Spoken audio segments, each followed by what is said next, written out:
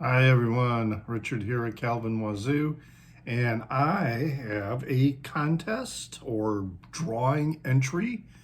That's what this one's all about, and it's for Sam St. John, who is celebrating 2 years in the VC with this contest.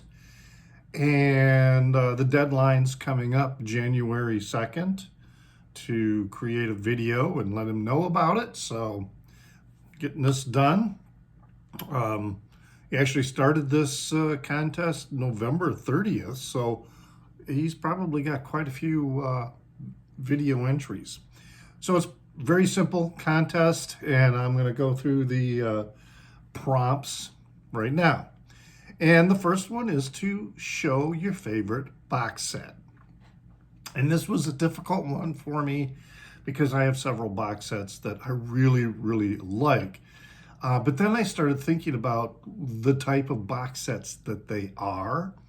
I mean, there's a lot of, well, not a lot, but there are several different types of box sets. There is the sort of the compilation or anthology box set that is a collection of various songs that a band or artist has released over the years, and then it gets put together into it's almost like a greatest hits box set kind of thing, but it's a sampler, an overview of their musical career. Then there are box sets of live performances that may be put together. And then there are box sets that are a little more in depth about a specific period or a particular album. So it may have a lot of different outtakes or, examples of the recording process. But then there's the traditional box set, which is a group of individually released albums by the artist, packaged together. And that is, like the Beatles box set, that's got all the different Beatles albums that were released. And that's the type of box set I'm going to go with, that traditional box set. And my favorite one of mine is this War box set that was released a couple of years ago. It's got the albums that were released from 1971 to 1975. So that includes the eponymous debut War, then the album All Day Music, The World is a Ghetto, then Deliver the Word, and then Why Can't We Be Friends? This is a really, really solid box set. It was a Record Store Day release a couple of years ago. Sounds great. Just absolutely wonderful box set. It is truly one of my favorites for sure. All right, show an album from a band that you've seen live, and I'm going to show this one here. This is Car Seat Headrest and Making a Door Less Open, also known as Madlow. Cool on this pink vinyl. Yes, I saw them. Okay, was it this year? In March of this year? It's like, wow, time just flies by. But I saw them twice. They had two shows here in Chicago that both sold out at the Vic Theater, which is really close to me. And I went to the Friday night show and I went to the Saturday night show. Then they were going to have another show this year might have been last year when I saw them. No, it was March. It was March of this year. Anyway, they were going to play a small venue in Evanston also before they were going to be going on some major, major festivals and things like that. But then Will Toledo, who was the songwriter and front person for the band, became ill, got COVID, and has really, really been struggling to get back to full and complete health.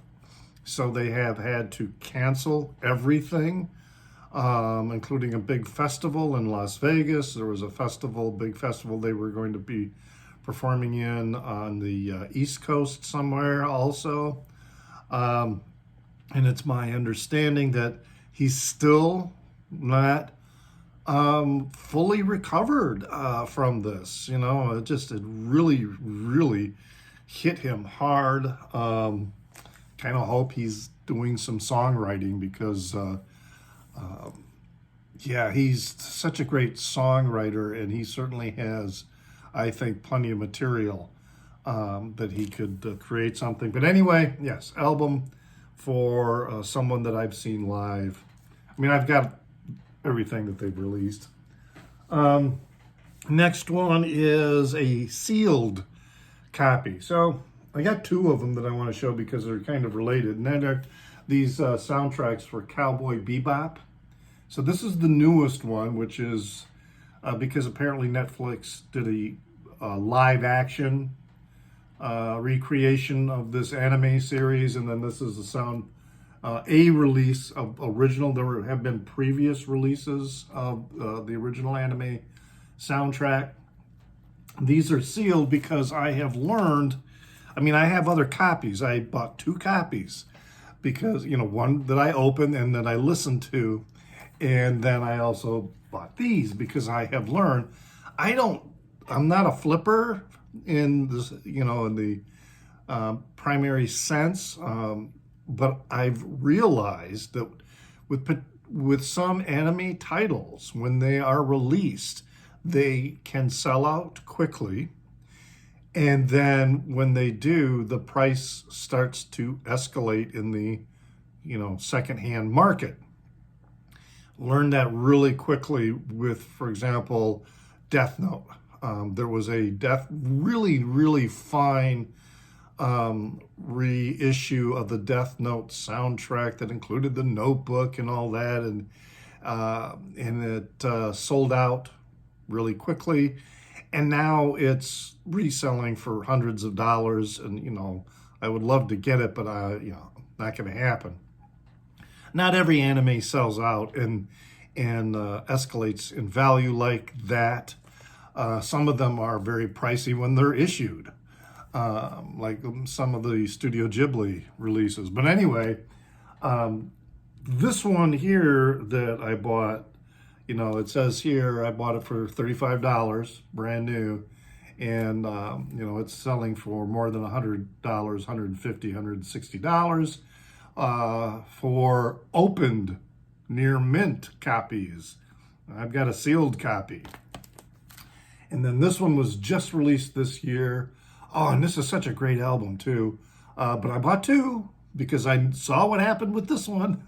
So I've still got my sealed copy for that one. So those are my my example of a sealed copy with Cowboy Bebop. All right, moving on to the next one is an album I've only heard once. And this is an album I've only heard once, but only because I just got it, and I recently obtained many other albums, so I've given it a first listen, and I'm going to be listening to it a lot more. That's Veruca Salt, American Thighs. I bought this record because I was watching this film. I think it was on it could have been Netflix, but it could have been on the Criterion Channel. And it was, it was an okay film. It was probably Criterion Channel because they had this deal with films by Asian American filmmakers and about the Asian American experience. And it was this film about a young woman who was going back to, it's kind of a road trip story. She's going back to this old Japanese internment camp that used to be in Arizona that's no longer there. So it's an okay movie, but at the end of the film, they're playing the song, what is it, 25?